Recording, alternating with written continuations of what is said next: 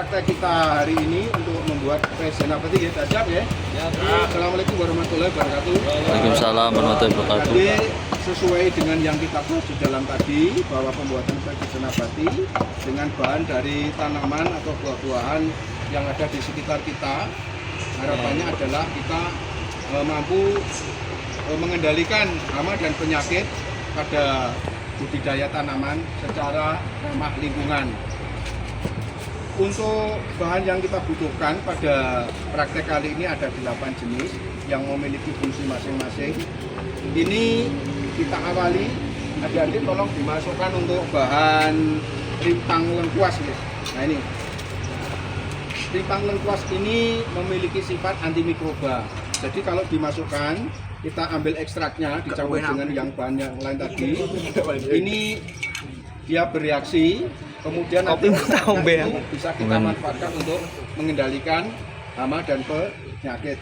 Minimal baunya itu tidak disukai oleh hama. Seperti itu ya. Kemudian umbi gadungnya sudah Mas. Oke, umbi gadung. Umbi gadung adik-adik tadi seperti yang sudah saya sampaikan, ini bersifat antioksidan juga, melindungi tanaman dari radikal bebas. Jadi umbi gadung itu sifatnya juga endemi ya. Jadi kalau baunya muncul umbi gadung itu, kadang orang suka tidak suka. Harapannya hama itu jangan sampai dia datang, kemudian secara tidak langsung kalau kita pakai umbi gadung nanti akan terusir. Kalau dia jangan sampai masuk.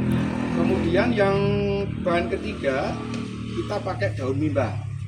Daun mimbanya. Nah, ini daun mimba yang sudah dihancurkan. Ini kandungannya azadirachtin. Upayakan tadi seperti arahannya Bapak tadi, kalau bisa upayakan selalu ada. Fungsinya antimikroba, antibakteri dan anti serangga. Terus daun pepaya. Ini kalau bisa ambil dari sunten. Jadi ada tanaman tanaman pepaya, dia ada tunasnya. Itu kita ambil enzim papainya. Itu merusak jaringan kulit dan menurunkan nafsu makan dari serangga. Selanjutnya buah mojo.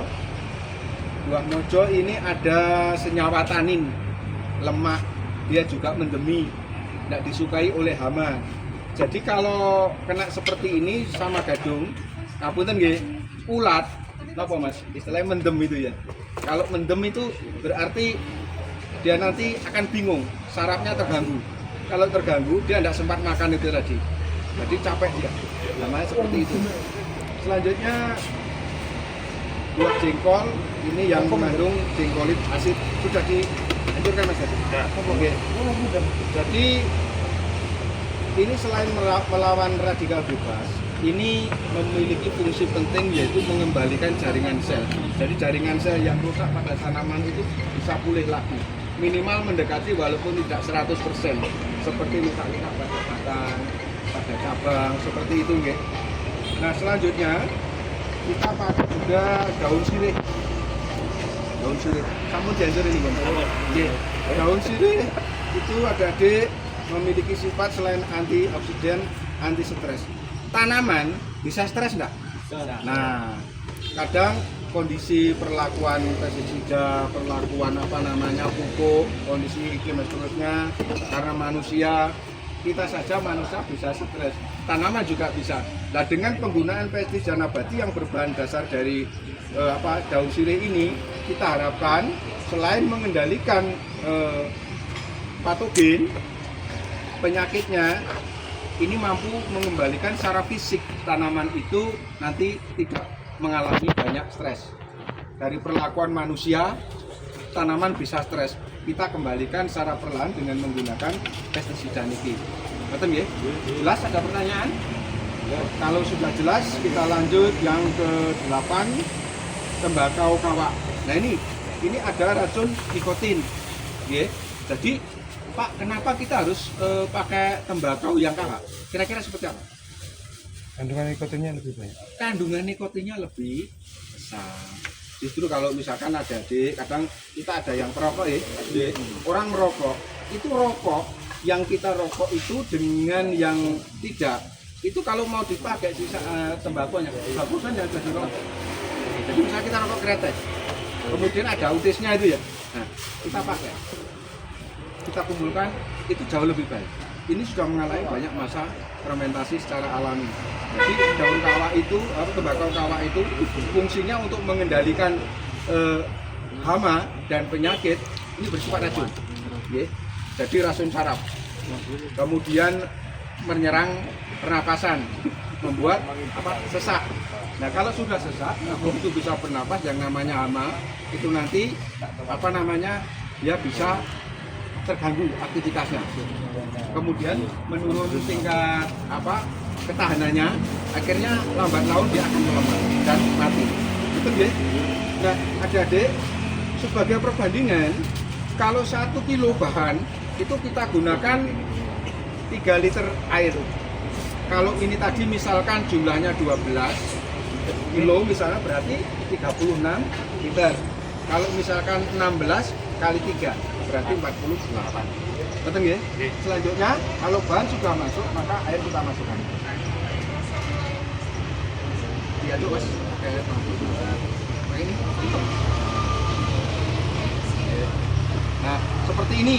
Jadi bahan-bahan yang sudah ada itu nanti sebisa mungkin kita upayakan dia bisa hancur. Apakah harus bersamaan? Tidak. Bisa bertahap. Hari ini kita punya jengkol Mas Deni, masuk besoknya. Tetapi ingat ditutup rapat. Karena apa? Ini adalah walaupun dari nabati, ini adalah racun. Dimana yang namanya racun itu bisa mempengaruhi ketahanan fisik kita. Betul ya? Dari semua ini tidak semuanya memiliki ketahanan fisik yang sama. Ini kebetulan Mas Sintayong ini kuat sekali ini. Antibodinya kuat. Ngoten nggih, sudah jelas? Jelas. Ada pertanyaan? Ya. Kalau tidak ada pertanyaan, adik-adik nanti kita lanjut lagi diskusi dan nanti Mas Fajar bahan cairnya bisa ditambah. Kita fermentasi, usahakan jangan terlalu lama. Pak, ini kita pakai 2-3 hari langsung itu boleh, tapi paling enggak 7 hari agar ekstraknya keluar, kemudian nanti disalur. Masukkan di dalam botol, kita tutup rapat, tidak sampai menguap kandungan bahan aktifnya. Selanjutnya, kalau kita mau bikin lagi, upayakan bahannya baru, atau yang ada ditambahi cuma dengan konsentrasi perbandingan tadi. Ngoten nggih, adik-adik, kalau sudah jelas praktek singkat ini mudah-mudahan bisa dipahami dan membawa manfaat untuk adik semua nggih. Ini bahannya mudah dapat nggih? Mujo, kemudian lengkuas, kemudian apa tadi? Jangkrik, gadung. Upayakan materi pembuatan pestisida nabati pada jam hari ini kita mengacu kepada kearifan lokal. Di mana di tempat kita yang ada itu dulu Mas Agus yang dipakai nggih.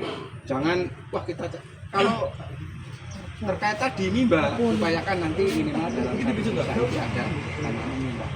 Betul nggih? Terima kasih adik-adik, kalau sudah jelas kita lanjut diskusi singkatnya. Kemudian nanti ini segera ditutup biar tidak menguap.